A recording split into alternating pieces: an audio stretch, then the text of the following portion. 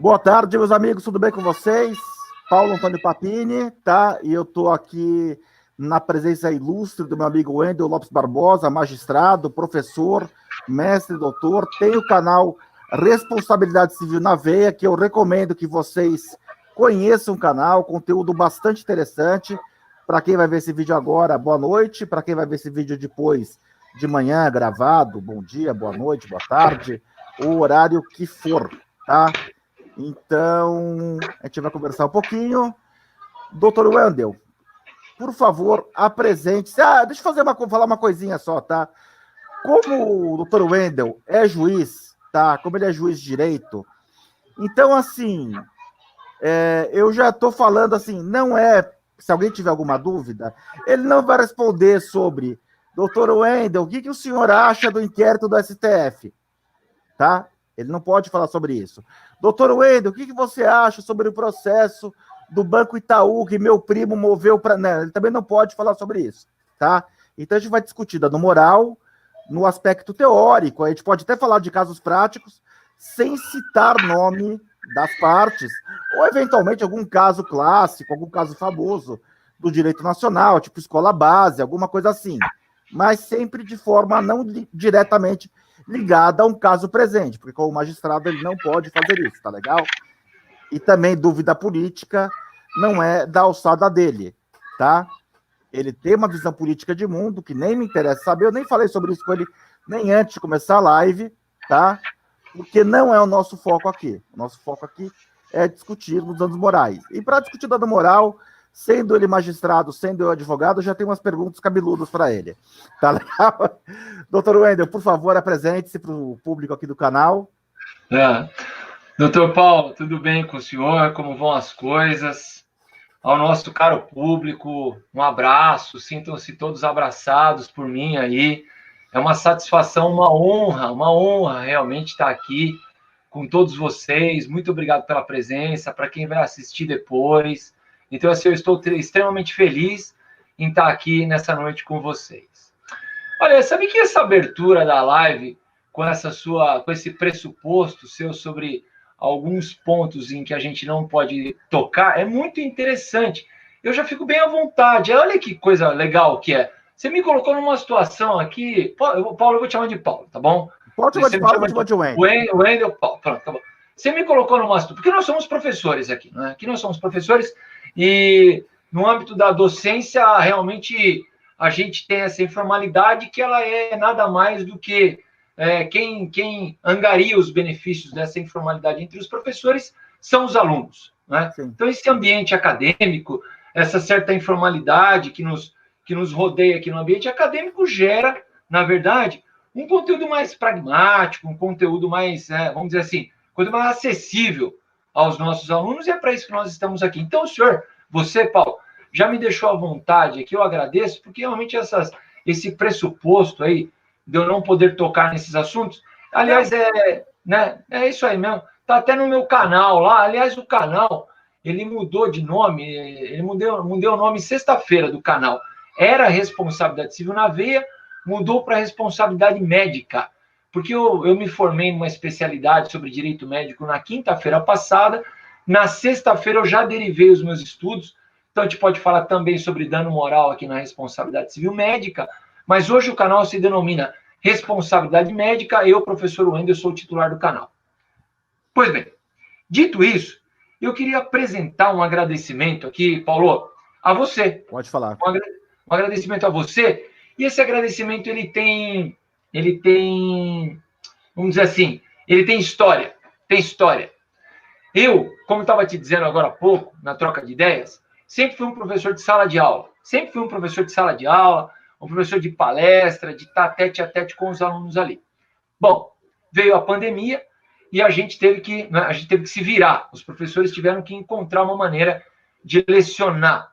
E eu, lá para as tantas, entrando no YouTube, não sei por que eu fui procurar por algum trabalho meu, alguma palestra que eu tinha dado, e encontrei aquele seu vídeo de 3 minutos e pouco, vídeo no qual você aborda um artigo que eu apresentei aqui para a Escola Paulista da Magistratura, neste livro aqui, ó, Responsabilidade Civil. Eu tenho. É isso, é. Então, neste livro aqui, eu apresento um artigo que ele se denomina Punitive Damages nos Estados Unidos e Danos Morais no Brasil, que é exatamente o tema que nós vamos abordar hoje.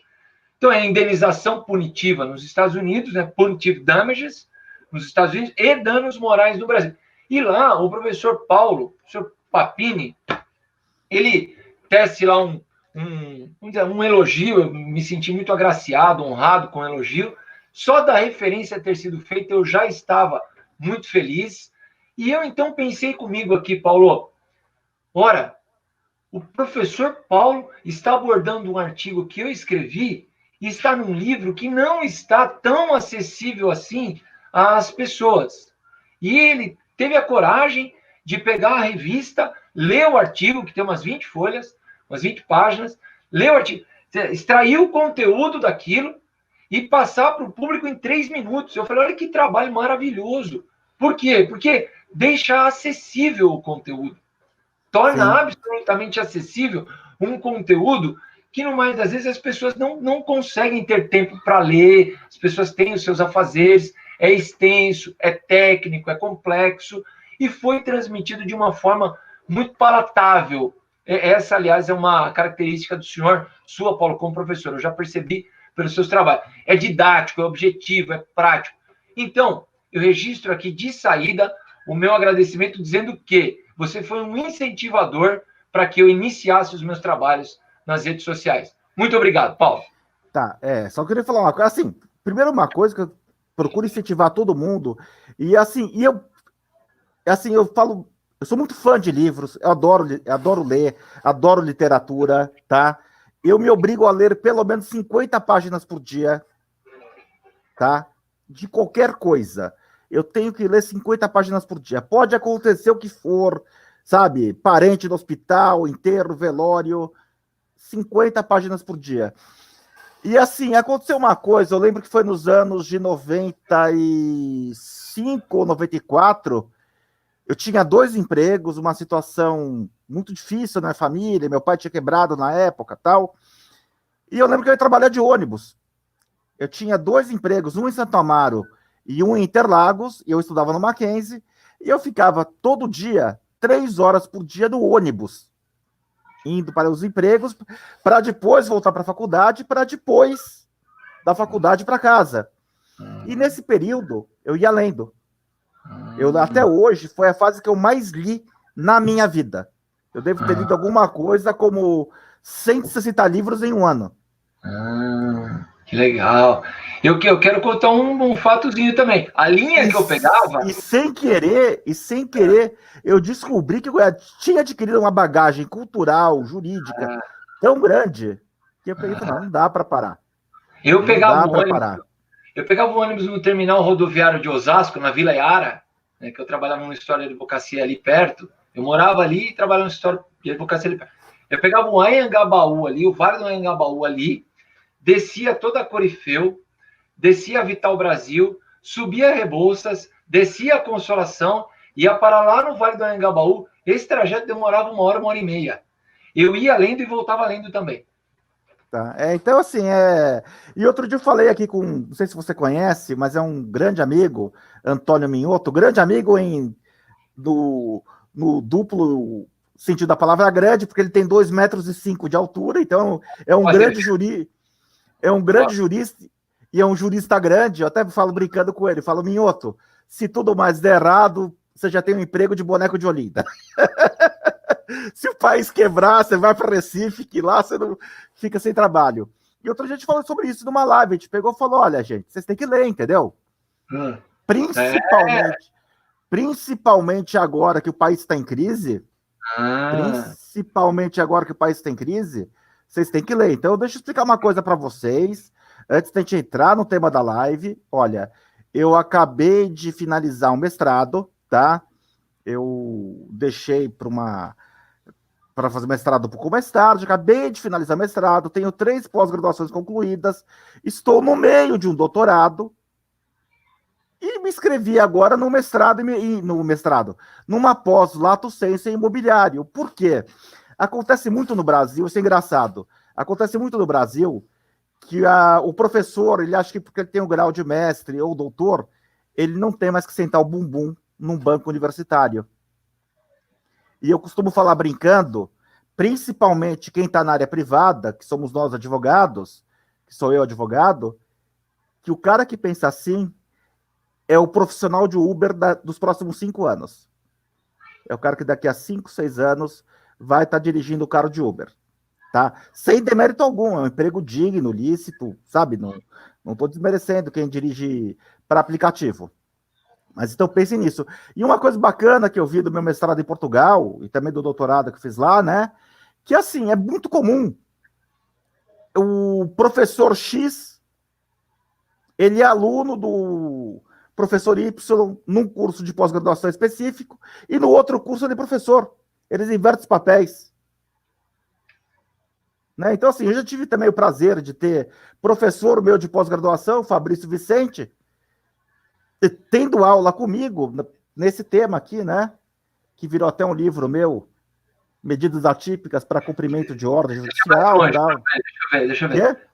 Deixa eu ver mais longe para a gente conseguir enxergar. Aí tá bom, deixa eu enxergar. Medidas atípicas para cumprimento de ordem judicial. Perfeito. Tá? Perfeito. Eu escrevi um livro sobre esse tema. Aconteceu meio sem querer esse livro, porque, na verdade, assim, a primeira decisão que suspendeu o passaporte de um devedor no Brasil foi aqui do Fórum de Pinheiros, e o cliente apareceu no meu escritório. O cliente apareceu no meu escritório. Já estávamos fora do prazo do agravo de instrumento, e eu aceitei o caso dele, a gente pegou e impetrou um habeas corpus. Para combater a questão, caiu na 30ª Câmara de Direito Privado, votação de 2-1, né? Votação de 2-1 naquele habeas corpus. A desembargadora relatora, se não me falha a memória, foi o voto divergente, a desembargadora Lucila Toledo, tá? Mas foi um caso assim que encheu a Câmara, e a 30ª Câmara em específico é muito bacana aquela Câmara, porque os desembargadores ali, eles debatem mesmo os casos. Mas eles quase se estapeiam.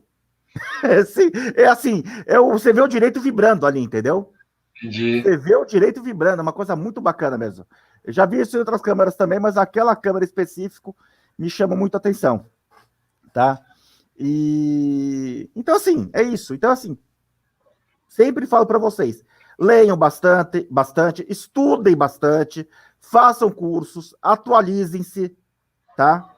Atualizem-se, porque, assim, Jocinéia, obrigado que você está aqui, apresentar o Wendel Lopes Barbosa, magistrado, Jocinéia Loyola, tá? Sim, ela acompanha o canal, candidata a vereadora pela cidade de Sumaré esse ano. Seja bem-vindo à aula. Agora vamos falar, e o que me chamou a atenção muito do seu artigo, tá?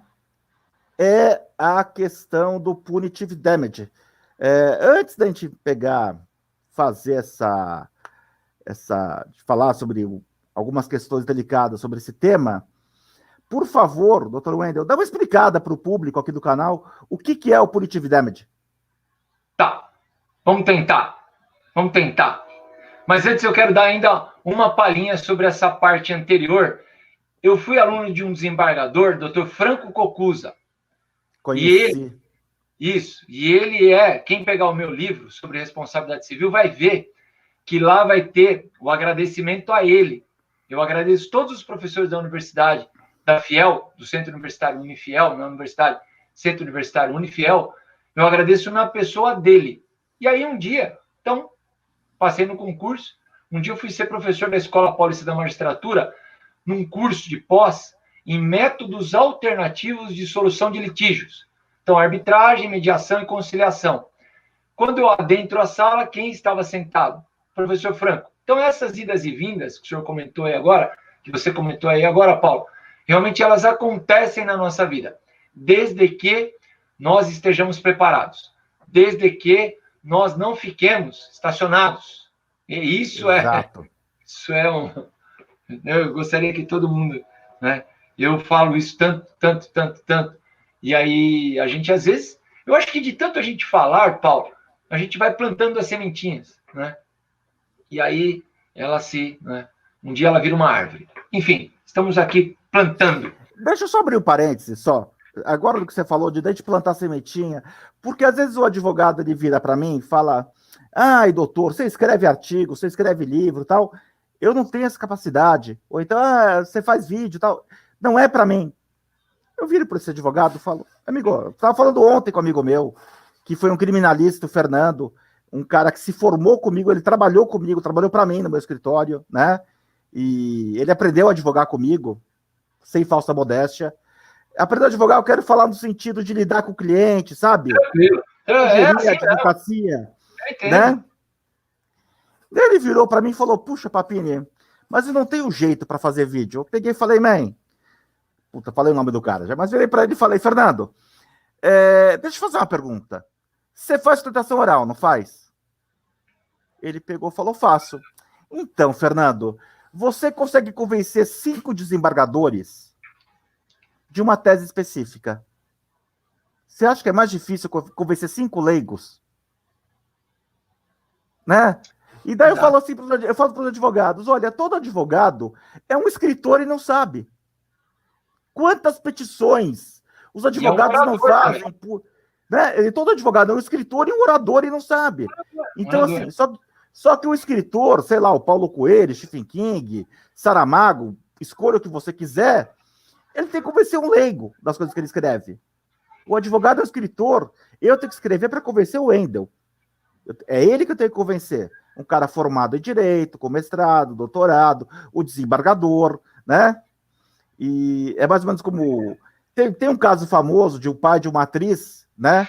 Que matou a esposa e depois de um tempo ele se matou. E na época desse evento, isso foi nos anos 80, ele podia optar entre ser julgado no tribunal do júri ou ser julgado pelo pleno do Tribunal de Justiça. E ele optou ser julgado pelo tribunal do júri. E eu lembro que o meu professor de direito penal, que é o promotor Marco Antônio Ferreira Lima, ele falava brincando: mas é óbvio que ele escolheu o tribunal do júri. Uma coisa é convencer 7 leigos a chorarem, fazer 7 leigos chorarem. Eu quero ver fazer o professor Marcelo Fortes Barbosa chorar. O homem que conseguiu essa mágica ganhou um prêmio, tá? Então é basicamente isso. Pô, advogado, você tá vendo o vídeo? Você escreve uma petição, você consegue convencer um juiz e um desembargador que você tá certo. Você consegue convencer um advogado de uma parte contrária a fazer um acordo com você, e o cara ficou preocupado com aquilo que você escreveu. Você está com medo de escrever um artigo? Você está com medo de escrever um livro? Por favor, né, meu amigo? Você sabe que hoje é muito mais difícil. Você sabe que hoje, Papini, eu vou te chamar de Papini, sabe por quê? Porque eu acho tão bonito o seu sobrenome. Se eu tivesse tido a oportunidade de ter o sobrenome da minha avó materna, da paterna, Vecchiato, porque a gente tem essa situação no Brasil que não vem para nós o nome, né, da nossa descendência Sim. materna, né? É infelicidade isso, mas pelo menos da parte da minha avó materna não veio, paterna não veio. Mas aí eu não tenho o nome dela Vecchiato, e você tem o Papini, que é um nome maravilhoso, então eu vou te chamar de Papini. Bom, Papini todo mundo chama de Papini, eu quase esqueço que meu nome é Paulo, para falar a verdade. Então pronto, então calma. Então eu já peguei aí no ar o negócio. Mas o artigo 483 do CPP, ele foi reformado para a inserção do inciso 3º, que é a absolvição por clemência pelo tribunal do júri. Então o júri, vejam, o júri ele está assim, ó, reconhece-se a materialidade, houve uma morte, reconhece-se a autoria. Então, basicamente, antigamente, a condenação estava dada. Com a inserção do inciso 3º no artigo 483, tem uma pergunta que diz assim: por qualquer outro motivo o jurado absolve o acusado? É a absolvição por clemência. Então, é por isso que o tribunal do júri tem essa atração que o senhor está dizendo, que o professor lá dizia isso, né? Querendo escapar do desembargador, né? Mas, enfim, a gente estava na parte em que você me pediu para conceituar a investigação punitiva. O punitive damage. Explicar um pouquinho para o pessoal que está vendo aqui o que é o punitive damage. Vamos lá, vamos fazer o seguinte. Vamos tentar esquecer por um minuto, ou não? Vamos lembrar por um minuto, depois a gente esquece. Primeiro a gente lembra, depois a gente esquece.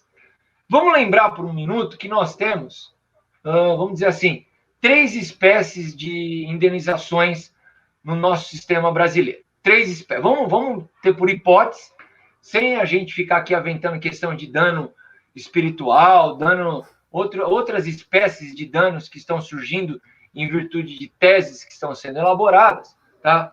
Vamos dizer o seguinte, na lei brasileira hoje, nós temos a seguinte construção. Há duas espécies de danos, tá, legais no nosso país e uma terceira via que é jurisprudencial. Então, os danos no Brasil são de 3 ordens. 1, material, artigo 186 do Código Civil. 2, moral, artigo 186 do Código Civil. E 3, por construção jurisprudencial, dano estético. Súmula 387 do STJ. Todo mundo vai lá e vai ver isso aí. Portanto, por um raciocínio aqui de uma construção hipotética na minha cabeça, eu estou imaginando que o nosso sistema brasileiro civil indenizatório contempla 3 espécies indenizatórias. Quais? Dano material, dano moral, dano estético. Pois bem, dito isso, nos Estados Unidos, e aí nós vamos discutir se aqui no Brasil nós temos isso ou não, nos Estados Unidos, nós diríamos o seguinte, há uma quarta espécie de dano, que gera o quê? A indenização punitiva. Então eu vou tentar explicar aqui para o pessoal entender o que é o dano, a indenização punitiva. O dano material, todos sabemos o que é. É o seu prejuízo momentâneo, instantâneo, pecuniário, patrimonial. Aquilo que você perdeu ou deixou de ganhar, em termos pecuniários. Então, é a batida do seu veículo, é o orçamento. Quanto que é que vai gastar para consertar o carro? É o atropelamento. Quanto que é o medicamento? Quanto que é o médico? Quanto que é o hospital? Quanto que é o plano de saúde? Ponto. Esse é o dano material, é tangível. Ele é visível. Você sabe o valor dele. Ponto. É o dano em pecúnia. É o dano que você verifica. Dano material. É o tanto que você perdeu imediatamente de dinheiro ou deixou de ganhar. Aí vem a subdivisão em danos emergentes e lucros cessantes, que não vem ao caso agora. Sim. Dano material. É o dano em pecúnia. Pois bem, dano moral. Aí tem as conceituações, são as mais variadas possíveis. Eu não vou nem entrar aqui em teoria a esse respeito, porque senão a gente ia passar a noite falando e a gente não ia chegar a conclusão nenhuma. Né? Dizem que é o dano, é o prejuízo aos direitos da personalidade, é a ofensa à dignidade da pessoa humana. Não importa. Não importa. O dano moral e não é outra coisa. É quando o seu peito está magoado, quando você está angustiado, quando você está triste, quando você é abalado na sua paz de espírito, tá? Na sua tranquilidade, no seu viver como homem, como pessoa. Homem que eu digo, homem e mulher, como pessoa. Né?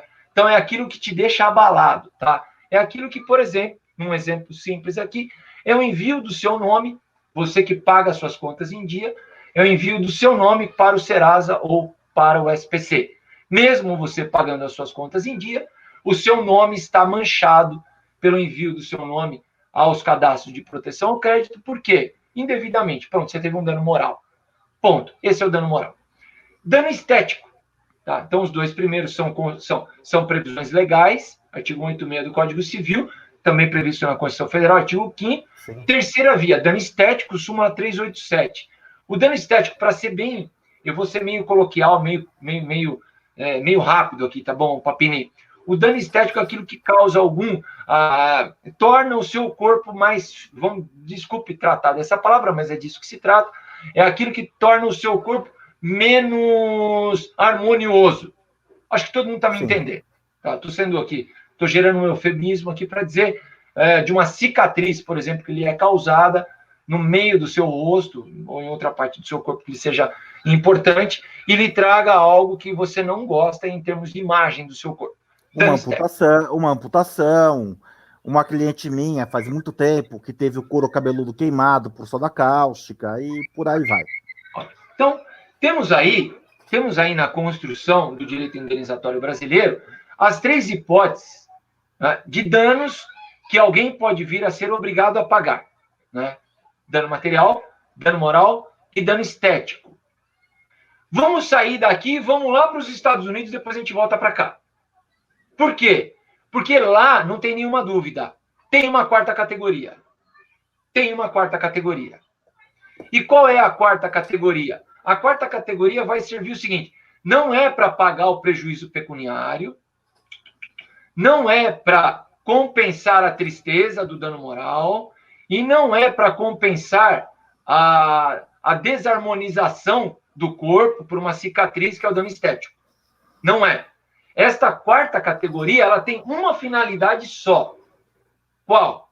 Dizer para o ofensor, para aquele que causou o dano, não faça mais isso. Se você fizer isso de novo, eu vou te dar uma condenação numa quarta via que vai servir de uma forma pedagógica para você não fazer mais. Você entendeu? É isso. É para isso que serve a indenização punitiva. Estou punindo você, estou atribuindo uma quantia, estou lhe condenando numa quantia em pecúnia com a única finalidade. Uma vez já pagas as 3 indenizações anteriores, isso é importante, essas 3 aqui já foram contempladas, o juiz já deu a condenação dessas 3, ele deu essas 3 aqui, ele diz assim, só que não acabou ainda não, tem mais uma, e é a chamada indenização punitiva, é aquela que serve para chegar e falar assim, ó, estou punindo você no âmbito civil e não criminal, que também vai ter apuração no âmbito criminal, se houver tipicidade criminal, estou punindo você no âmbito civil por esta conduta sua que é extremamente reprovável e você vai pagar esta quantia a esse título. Professor Papini, eu tentei explicar o que é a indenização. É isso. Minha pergunta foi quase que retórica. Eu acho que o pessoal daqui também sabe o que é, tá? É a indenização punitiva e é exatamente isso. É uma forma de você desestimular, né? Já dizia Maquiavel, o homem sofre mais com a perda do patrimônio do que com a morte de um parente. Essa frase não é minha, é dele, tá? Eu vou procurar aqui, ó. Eu tenho ele aqui, eu vou procurar. Tá. Essa daí é boa. Eu quero saber dessa daí. Assim que eu terminar, eu vou atrás dela. Tá? Então, assim, a função do dano, do punitive damage, do dano moral punitivo, é exatamente essa mesmo, a meu ver, tá? É exatamente essa mesmo. E daí fica a pergunta: o dano moral punitivo é contemplado, sim, pela nossa doutrina, pela nossa jurisprudência, né? A gente vê em todos os acórdãos, analisando-se o método bifásico, pune-se, condena-se em valor X. E daí nós temos um pequeno problema, tá? Tem até o caso clássico da Mil, por exemplo, da operadora de saúde, que se recusava reiteradamente a cumprir os contratos, até que uma hora o Tribunal de Justiça de São Paulo falou, cansei da brincadeira, e fixou um punitive damage em R$1 milhão a ser destinado para a Santa Casa de Misericórdia. E a gente poderia... Pode falar. Não, só quero homenagear o desembargador, prolator dessa decisão. Fantástica decisão. Fantástica. Desembargador Carlos Teixeira Leite. Mas daí eu vou até falar uma coisa, tem um jurista, eu até gosto pessoalmente dele, Neemias Domingos de Melo, né? Que ele propôs uma vez num artigo, e na época ele escrevia junto para o UOL, isso nos anos 2005, 2006, que a indenização brasileira, que a indenização ela fosse tripartida, né? E qual que seria essa tripartição? Seria o dano moral compensatório, o dano moral punitivo, compensatório e punitivo iriam para a vítima, e o dano moral exemplar, o caráter exemplar do dano moral, que ele falava do caráter exemplar, que vem do direito americano, o exemplar damage também, que seria uma fatia da indenização, que é o que esse desembargador fez, que iria para uma ONG, para o Fundo de Interesses Difusos e Coletivos, para Amigos do Bem, para a ONG que você quiser, tá? Nesse caso aí foi para o Hospital das Clínicas. Não foi Santa Casa? Não, eu acho, eu me recordo das Clínicas. Mas daí fica essa questão. Eu até escrevi na época um artigo, ele até ficou um pouco chateado comigo, que ele leu o artigo na sequência, que eu peguei e escrevi um artigo falando, olha, já dizia Karl Marx que de boas intenções o inferno está cheio. Essa ideia é ótima, mas No mesmo momento em que você impede o enriquecimento sem causa daquela vítima, você não está gerando o enriquecimento sem causa do Hospital das Clínicas? Que não participou do processo, não correu risco algum, não correu risco, o estresse de uma demanda. Não, sim, eu entendo. Mas, minha opinião aí é uma entidade que está exercendo uma função benemérita. Eu sei, mas eu quero ir um pouco mais longe. Esse receio que o Poder Judiciário tem, muitas vezes, de impedir o enriquecimento sem causa, não é um fator que estimula, em termos práticos, a prática de novos ilícitos? Não, pode ser. Mau prestador de serviços. Por exemplo, eu vou falar assim, uma situação concreta que eu vivenciei no meu escritório uma vez. Um cliente meu trabalhava numa loja de fast food, tá? Uma rede famosa de fast food, e ele era gerente, da época que eu fazia essa trabalhista ainda, isso nos anos 2000, ou 99, 2000, tá? E daí aconteceu o quê? Um cliente da loja tentou fazer uma compra com cheque pré-datado, ele não aceitou aquela compra, o cliente da loja começou a ofendê-lo e deu uma cuspida nesse meu cliente. Nós chamamos aquela pessoa para um acordo no escritório, fizemos um acordo àquela época de R$10.000, tá? Pela cuspida, tal, etc. Um acordo extrajudicial para que a situação não virasse um processo, nem criminal, nem civil, e passou um tempo. Aquele meu cliente foi mandado embora da empresa, que simplesmente lavou as mãos em relação ao evento. Nós ajuizamos uma ação trabalhista apenas pedindo dano moral e dano material, não pela cuspida em si, que era algo inevitável, não tem como a empresa adivinhar que aquela pessoa sofreu uma cuspida, mas pela omissão dela em relação à cuspida. Caiu na 74ª Vara do Trabalho, o juiz do caso era o Dr. Marcos Neves Fava, e ele escreve também sobre o tema, e ele deu uma sentença brilhante. Ele pegou e falou, olha, na hora que a empresa fala que eu não vou fazer nada por você e eu não vou sequer lhe contratar advogado, pagar um advogado para você exercer seu direito, a empresa, o recado que ela está dando para os seus funcionários aceitem a humilhação que vocês quiserem, que o cliente quiser lhe causar, porque eu não tenho interesse nisso. Isso não é da minha conta, só quero ganhar dinheiro com vocês, tá? Com vocês empregados. Bom, naquele caso, foi interessante ainda, que antecipando o artigo 402 do Código Civil, aquele magistrado determinou, inclusive, o pagamento dos honorários advocatícios que o cliente havia gasto comigo. Tá? E a condenação foi de R$55 mil. 55, R$57 mil. Atualizados para hoje, esse valor seria algo como R$300 mil. Depois eu fiquei sabendo, porque isso acontecia com frequência nessa empresa, que um funcionário dessa empresa sofreu uma agressão. Qual que foi a primeira coisa que a empresa fez? Psicólogo e advogado para aquele funcionário. Quer dizer, exerceu um caráter pedagógico. O caráter pedagógico. O peso da indenização obrigou a empresa a rever esse tipo de conduta. Né? Entendi. E hoje o que eu vejo, não sei se essa é a tua impressão, mas é muito a minha, eu vou falar que não é nenhuma impressão, é quase que uma certeza, é que o valor das indenizações retrocedeu em muito em relação a 20 anos atrás. Houve um grande retrocesso no tema. Tá, eu não vou conseguir dizer sobre... Eu não acompanhei durante esses 20 anos essa evolução ou involução, não sei se existe essa palavra, dessas quantias. Eu não acompanhei, eu confesso que eu não acompanhei. Eu tenho acompanhado, Papini, por exemplo, os valores com relação a... Infelizmente, a gente tem que olhar algumas coisas no direito médico, isso acontece. Aliás, o Neemias está aqui também, ó.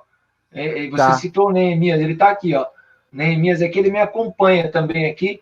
E eu gosto muito de uma palestra do Neemias no YouTube, que ele fala sobre o direito médico. É muito interessante, muito esclarecedora. Então, eu acompanho muito aqui na seara médica, isso eu acompanho nessas questões que são mais ligadas à lesão nas pessoas, morte das pessoas. Nesses valores tem havido um certo incremento dos valores das indenizações, porém, eu não consigo concluir agora com você aqui se são valores que geram esse efeito pedagógico ou não. Mas esses 20 anos, nessa seara que você levantou, eu não consegui acompanhar. Tá. Não consegui acompanhar. E eu poderia falar de outros casos ainda. E é interessante que, assim, você via muito argumento contra uma majoração do dano moral. Até o professor Ives Gandra, ele era um ferrenho combatente do dano moral. Eu sou fã do Ives Gandra de carteirinha em 99,9% do que ele fala, mas nesse aspecto eu não concordo com ele. Também no aspecto do CDC, né, que ele ajuizou uma ação, ele ajuizou uma ADI, né, em nome da FEBRABAN, para que o CDC não fosse aplicado em relação aos bancos, etc. Isso já tem uns 10 anos, mas tudo bem, o direito é isso mesmo, a gente é obrigado a concordar com as pessoas 100% o tempo todo. Se quer, eu concordo comigo o tempo todo. Sim. Eu estava dizendo, outro dia me deram uma ideia aqui, Abra, eu falei, pô, como que eu mando alguma coisa pro WhatsApp de alguém para eu me lembrar depois? Daí um professor, o coordenador do curso que eu estou dando, abre um grupo com alguém que você conhece e exclui essa pessoa.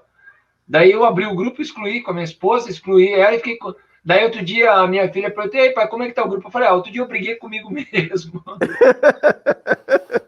E saí do grupo.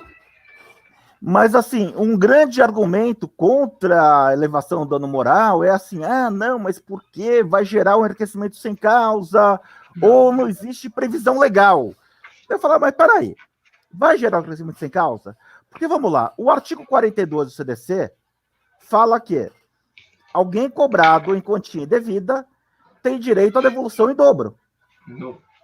Né? E nós tivemos no escritório uma empresa nossa que foi cobrada numa quantia indevida, a devolução em dobro resultou numa indenização de 2 milhões de reais. E daí, bom, porque se a gente entender que o punitive damage aplicado como sei lá, de uma forma mais robusta, vai gerar enriquecimento sem causa, a gente vai ter que rediscutir o artigo 42, a gente vai ter que rediscutir o artigo 940 do Código Civil, que fala que aquele que demanda por dívida vencida e já paga tem que devolver em dobro, né? E mais ainda, o próprio CPC novo, no artigo 537, parágrafo 1º, ele fala de uma forma textual, né? Porque o CPC antigo ele falava, na multa cominatória de obrigação de fazer, o juiz pode, se ela ficar excessiva ou baixa, alterar o valor. O CPC novo ele fala que o que o juiz pode alterar é o valor vencendo, não o vencido. Entendi. Existe até essa discussão hoje no STJ, né? Se pode alterar o valor vencido, vencendo, como é que é tal, mas assim, a lei está bem clara. A letra da lei, a meu ver, o legislador ele quis dizer o seguinte, olha, valor vencido não se mexe, tá? Porque até era muito comum, antes do CPC novo, o advogado ele conseguia uma multa cominatória. No começo da advocacia eu passei muito por isso, né? E chegou uma hora que eu aprendi a não considerar mais no cômputo de honorários. Chegava na sentença e o magistrado, não, ficou muito alto, eu reduzo para R$1.000. Então, assim, o que eu já tive de multa combinatória para cliente meu, que ia me deixar rico, e no final ela desapareceu, então eu parei de considerar. Mas daí veio o CPC novo para falar, ela tem que ser aplicada. Então, será que nosso ordenamento jurídico não permite mesmo uma aplicação mais robusta, mais firme do punitive damage? Eu entendo que sim. Bom, vamos lá. Então, eu vou tentar... Eu peguei o artigo aqui, esse artigo aqui eu fiz referência no começo, que você me deu o prazer de registrar uma aula no seu canal de 3 minutos lá. Eu peguei o artigo aqui e eu fui dar uma olhada, uma revisitada nele aqui, não é? Então, daí nós temos um julgado aqui, que eu vou, o pessoal que está aí, quiser anotar, vou dar um número aqui do recurso especial, terceira turma do STJ. Recurso especial número 1171826.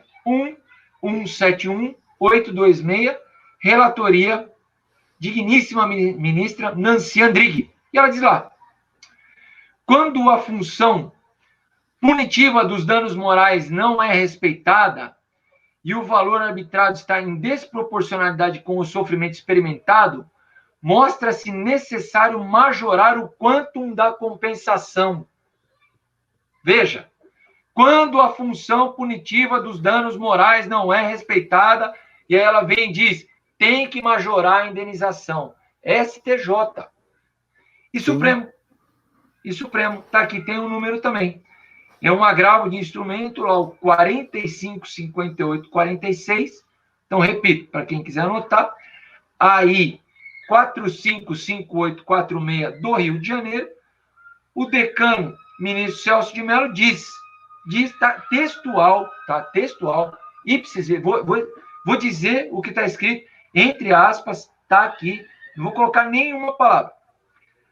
A decisão tratou de deixar isenta de dúvidas a conclusão de que o Supremo Tribunal Federal acompanha expressamente o raciocínio que atribui, aí sim, aspas, dupla função da indenização civil por dano moral, reparação, sanção, a caráter punitivo ou inibitório, entre parênteses, exemplary damages ou punitive damages, e B, natureza compensatória ou reparatória. Então, o Supremo Tribunal Federal está reconhecendo, o STJ está reconhecendo, o Tribunal de Justiça de São Paulo está reconhecendo por meio dessa decisão que você citou, e é para o Hospital das Clínicas mesmo, que está aqui, Paulo.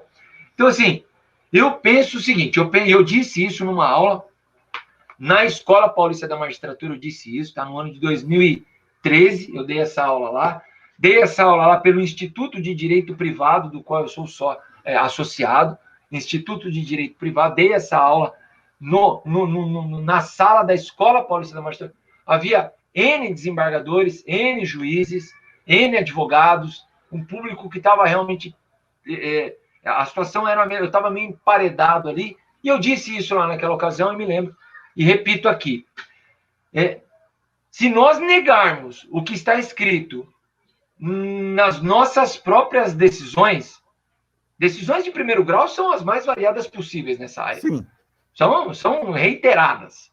Segundo grau, TJ dizendo isso, STJ dizendo isso, e Supremo dizendo isso. Se nós negarmos isso, nós estamos negando aquilo que o meu xará, lá da Suprema Corte Norte-Americana, se eu não me engano, Oliver Wendell Holmes, se eu não me engano, o juiz da Suprema Corte Norte-Americana mais longevo, tá? Oliver Wendell Holmes, ele dizia o seguinte, olha, existe algo que se chama realismo jurídico.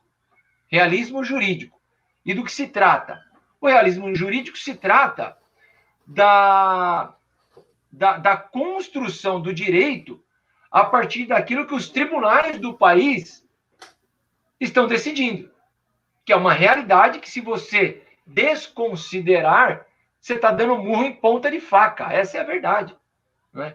Então, eu não tenho a menor dúvida em dizer que, apesar das teorias que dizem que não, por uma ausência de previsão legal expressa, não haveria oportunidade da fixação das indenizações punitivas no Brasil, dentro do dano moral, tá? Pelos critérios de fixação do dano moral, quando fala se a culpa é grave, se o dolo é intenso, né? O dano moral deve ser majorado. Na medida em que se diz isso, está se dizendo o seguinte: o causador do dano deve ser punido ainda mais a título, né, de indenização punitiva. É o que eu penso, Paulo, sobre o assunto. Não, e assim, a gente vê coisas simples, tá? A gente pode falar aqui do caso Ford Pinto, né? Sim. Que é um clássico, tá? É um clássico. É um clássico, assim, tem toda uma série de estudos de análise econômica do direito em cima desse caso, né? Sim. Só para quem não sabe, vou dar uma contextualizada. Nos anos 70, a Ford resolveu fabricar um carro para competir com os japoneses, que era um carro chamado 1000 por 1000, né? Deveria custar $1.000 e pesar até 1.000 quilos. E daí acontece que o carro sai com materiais muito ruins, tá? E ele tinha um índice de explosões em colisões traseiras 1000 vezes acima do tolerável. E várias pessoas perderam a vida, etc., tal, em acidentes. Daí aconteceu que a Ford chegou à seguinte conclusão, que era mais... E ela oficializou essa conclusão no memorando interno, de que era mais barato responder na justiça do que resolver aquele problema dos carros através de recall, tá? Esse documento ficou público, houve uma ação criminal contra a Ford, que se ela fosse condenada, o presidente Lee Iacocca seria preso, etc. Não foi condenado nada criminal, mas foi condenado no civil. Esses casos foram reabertos e as indenizações aumentaram sensivelmente, tá?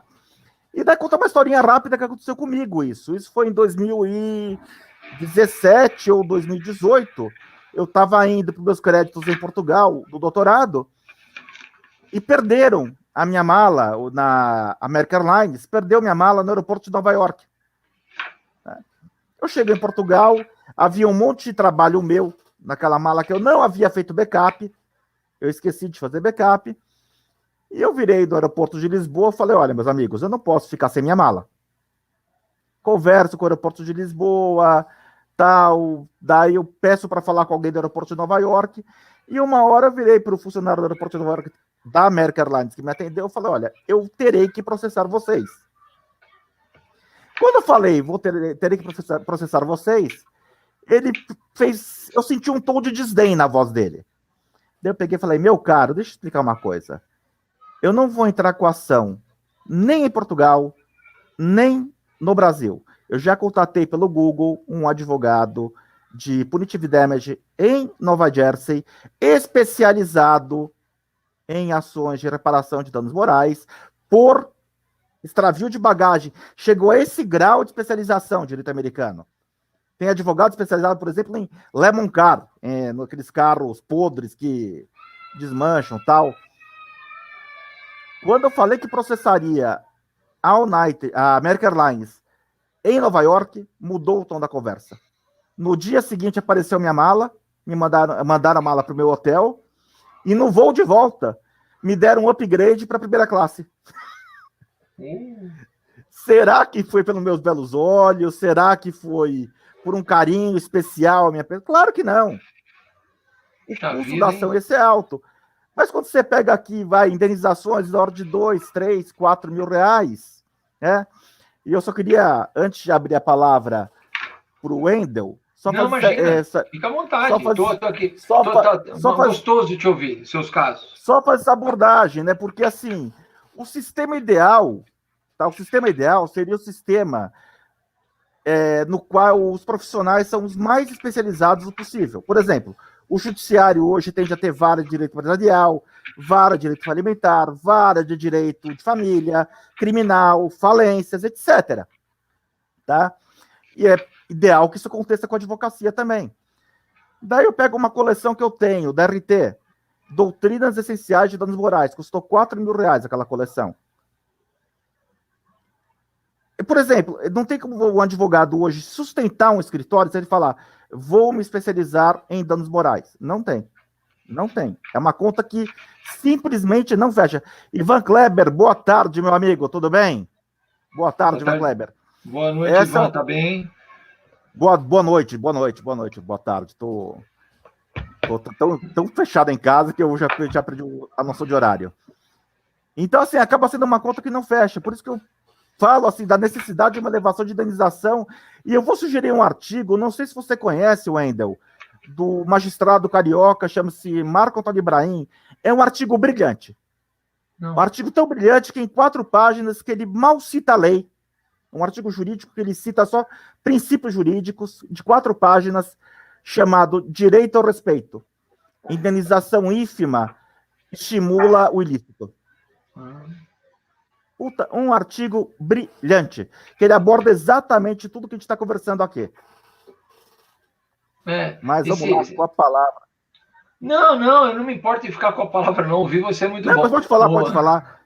Senão fica nem Fidel Castro aqui. Eu começo a falar e não param mais. Não, mas não tem problema. Não tem problema, porque eu estou sentado. O Fidel Castro, quando ele falava, parece que ele fazia o pessoal ficar em pé, né? Ele fazia o pessoal ficar em pé. Então, pelo menos eu estou sentado, estou no conforto da minha casa aqui, estou tranquilo, né? Até não sei se passou aí o barulho dos cachorros aqui, minhas filhas chegaram aqui, minha esposa, os cachorrinhos, tá todo mundo aqui. Aí, mas tem a questão do ilícito lucrativo, né? Sim, Essa eu questão do concordo. ilícito, né? O ilícito lucrativo, porque nesse caso aí da Ford, por exemplo, o que eles fizeram? Olha, é um ilícito que vai nos gerar um lucro, o que vai ser mais custoso fazermos o recall do que pagarmos as indenizações por atos que aconteceram posteriormente. E isso vem se reiterando, A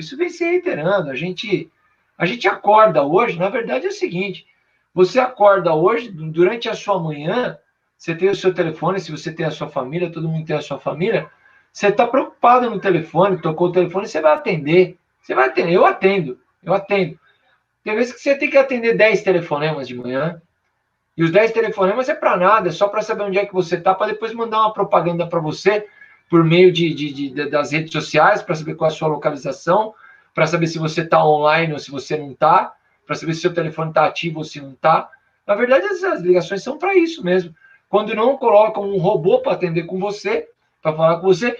Quando não, a pessoa liga, e ela liga, e a primeira coisa que ela atende, que ela fala para você é: o senhor sabe que o senhor estará sendo gravado, né? Eu falo, eu não liguei para ninguém. Eu não estou te pedindo nada. E como assim? Você liga no meu telefone, não me fala bom dia, não quer saber quem eu sou, não me fala quem você é, de onde você veio, o que você quer me oferecer. E a primeira coisa que você me fala é que você vai me gravar. De onde você tirou isso? E você recebe 10 ligações dessa por dia. Pela manhã. Você recebe. Então, assim, isso é um ilícito lucrativo. Sim, Porque se você demandar uma empresa dessa e conseguir demonstrar, e você vai demonstrar, só que você vai ter que ter trabalho, que aquelas ligações partiram daquela empresa e que você faz 3 meses que está recebendo todos os dias aquelas ligações, né? Você vai conseguir uma indenização. Só que é uma pessoa que foi atrás disso. No meio de milhões e milhões e milhões que eles fizeram isso, né? Então, eles conseguiram o lucro por meio dessa prática, quer dizer, ofendendo a paz e espírito de milhões e milhões e milhões de pessoas, e uma se aventurou no judiciário a é, conseguir uma indenização. você falou uma coisa interessante, porque você aplica aí a esse tipo de conduta a teoria dos grandes números, né? Eventualmente, num caso, a empresa vai sofrer um revés e vai ter uma indenização, mas a lucratividade que ela vai ter com as não condenações, ou com as pessoas que sequer vão ajuizar as ações, acaba compensando. Na verdade, eu tive um caso uma vez que está até publicado neste meu primeiro livro aqui, que é uma coletânea de artigos que eu escrevi para o UOL, no mesmo site que eu escrevi, Direito e Democracia, a Ordem Constitucional versus Neoliberalismo. Isso é do ano de 2007. É uma coletânea de artigos que eu escrevi no UOL, no mesmo site que escrevi o professor Neemias, né? E daí, assim, eu tive um caso, e foi até bastante interessante, que uma cliente nossa sofreu um assédio terrível de uma operadora de telefone, um operador de telefonia, por uma conta que sequer era dela, e daí aconteceu o quê? Nós ajuizamos uma ação de dano moral no Juizado Especial Cível, o magistrado em questão deu branco no nome, mas é alguém que escreve sobre o tema também, mas deu branco no nome dele, depois eu vou localizar aqui. Ele condenou a empresa no limite máximo de 40 mínimos, tá? Do JEC. Fez observação que, infelizmente, não poderia fixar um valor maior pelo limite legal, processual, e entendeu que, em primeira instância, que havia má fé da empresa, fixou uma sucumbência de 20% em primeira instância, sucumbência essa majorada em mais 20% em segunda instância, devido à má fé da empresa. Daí eu fiz um artigo, claro, eu extrapolei valores, mas assim, eu chutei todos os dados para cima. Normal, faz parte. Então, assim, o que eu procurei imaginar? Qual é a chance dessa empresa passar por algo semelhante de novo? Então, por exemplo, eu supus que de cada 7 clientes lesados, de cada 10 clientes lesados, 7 processariam. Eu acho o número alto. Mas eu imaginar 7 em 10. Eu projetei assim os números. Não, Peguei para cima para... Não. Bom, chutando os números para cima. Daí, assim, a empresa vai ganhar as ações, decisão ser mantida, dano moral no grau máximo, sucumbência no grau máximo, etc. Qual que era a chance daquele evento se repetir? 1 sobre 400 mil. É disso que se trata. Então, no final das contas, a empresa paga. Outro dia a gente teve um caso aqui, o Bradesco foi condenado a indenizar um cliente nosso em dano moral em 18 mil reais, tá? E quando eu falo que essa conta não fecha, porque eu pego o tipo de ação mais por amor à arte do que pelo honorário que ela vai me pagar, eu pego mais por amor à arte mesmo do que pelo honorário que ela vai me pagar. O Bradesco foi condenado a indenizar um cliente nosso em 18 mil reais, e eu liguei para o advogado do banco, porque o cliente me ligou e falou, doutor, oferece 500 reais de desconto para a gente não ter que fazer MLE, etc. Eu liguei no advogado do banco, que é 500 reais de desconto? Não, doutor, o nosso limite de acordo é aquele que a gente ofereceu. Mas já transitou julgado. Não, a gente sabe. Então, assim, a gente tem que acordar para isso, principalmente no Brasil, que o sistema legislativo brasileiro permite, até por decisão em recurso repetitivo da STJ, a cobrança de juros compostos. Quer dizer, resumidamente, se meu amigo, o Wendel, ficar me devendo R$100 e ele pegar e falar, nossa, eu tenho que pegar um dinheiro emprestado na Crefisa para pagar aqueles R$100 para o Paulo Papini. Mas a Crefisa vai me cobrar 25% ao mês. E se o Paulo Papini me processar, no máximo vou ter que pagar 1% ao mês. Entendi o raciocínio. É disso que a gente está falando hoje. Eu entendi o raciocínio. Nós temos um sistema processual que tem um estoque de 100 milhões de processos e crescendo. Será que nós não poderíamos reduzir esse estoque de processos através da utilização do punitive damage? Então, é um questionamento pertinente mesmo. Nossa, você trouxe tanta informação aí. Interessante demais participar aqui desse momento, viu, Paulo? Por exemplo, eu lembrei agora que... Deixa eu pegar a minha Constituição aqui. Que nós tivemos a respeito dessa questão dos juros, né? Os juros. Eu lembrei aqui que o parágrafo 3º do artigo 192 da Constituição Federal, que limitava os juros bancários a 1% ao mês, foi revogado no ano de 2003. Por uma medida provisória, né? Por uma emenda constitucional. Depois teve a emenda constitucional, mas antes tinha a medida provisória. 5960, se não me falha a memória. Não lembro. Eu sei que aqui, no ano de 2003, nós tivemos uma emenda constitucional que ela ela eliminou uma garantia para o mutuário brasileiro, para quem quer tomar dinheiro para poder viver a sua vida. Comprar uma casa, comprar um carro, empreender, ter uma empresa, as empresas, pessoas jurídicas. Havia uma garantia aqui que foi simplesmente eliminada do ordenamento jurídico, e eu não ouço as pessoas falarem isso. Você não ouve falar por aí. Né? Não ouve falar por aí.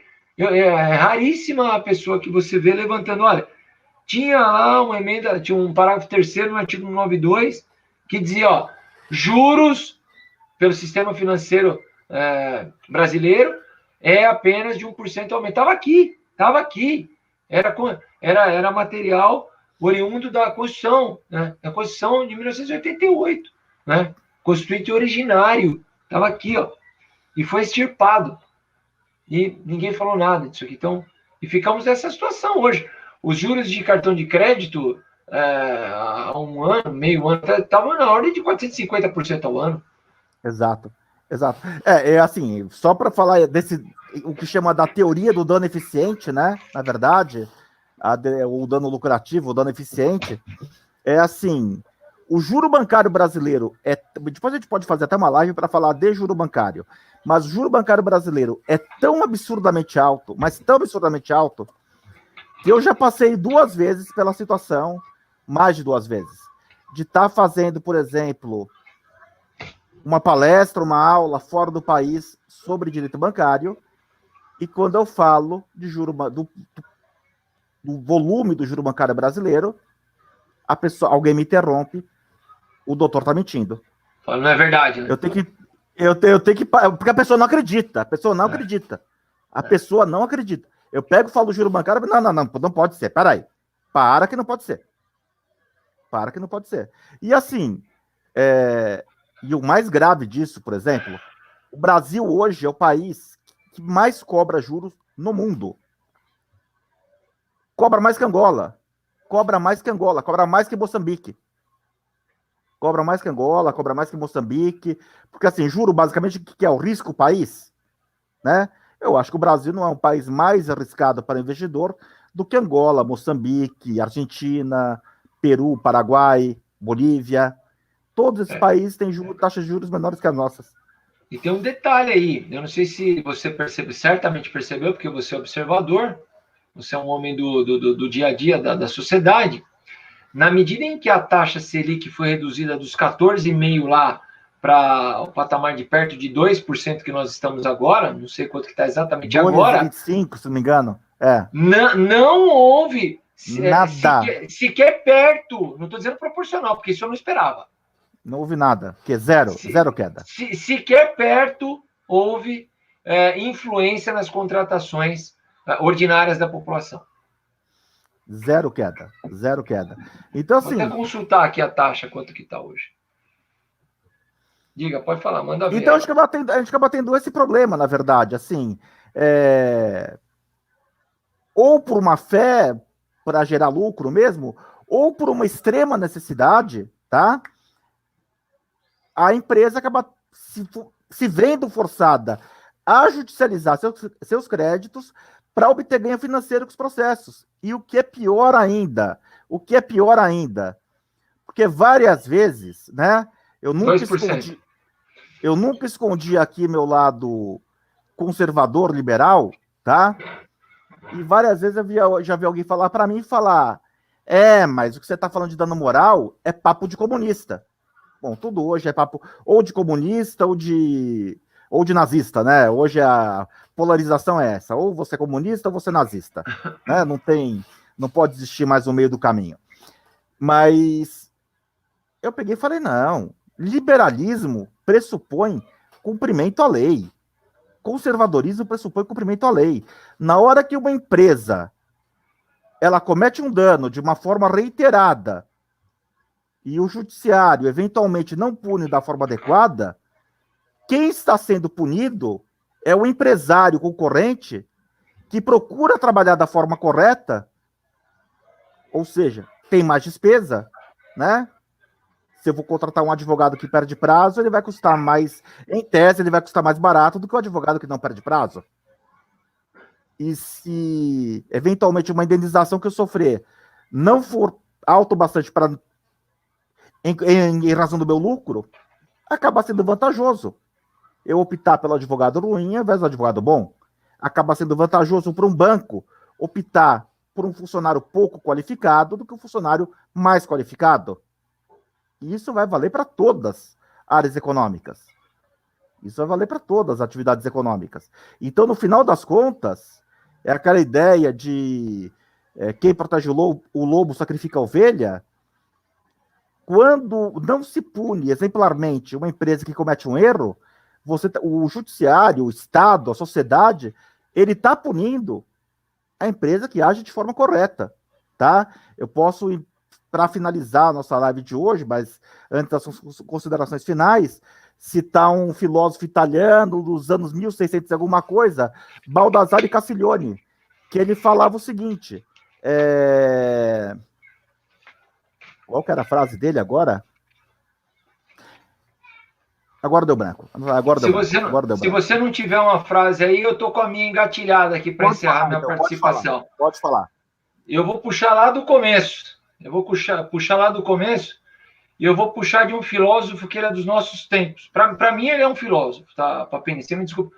E eu tô falando aqui, eu tô falando sério aqui, tá? Estou falando sério e eu falo isso no meu canal, nas minhas aulas, tem várias aulas sobre isso. Portanto, Eu estou dizendo isso de forma séria.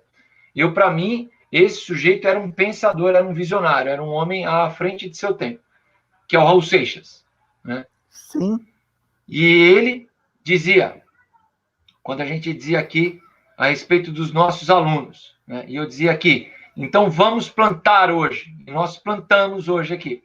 Ele dizia assim, eu já ultrapassei a barreira do som. Fiz o que pude, às vezes fora do tom. Mas a semente que eu ajudei a plantar já nasceu. São os nossos alunos.